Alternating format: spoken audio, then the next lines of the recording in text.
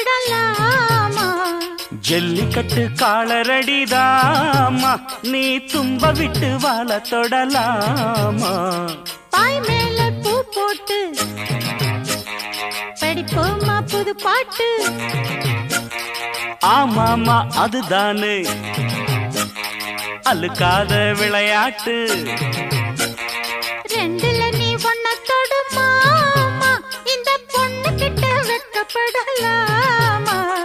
ஜல்லிக்கட்டு காலரடிதாமா, நீ தும்ப விட்டு வாழ தொடலாமா?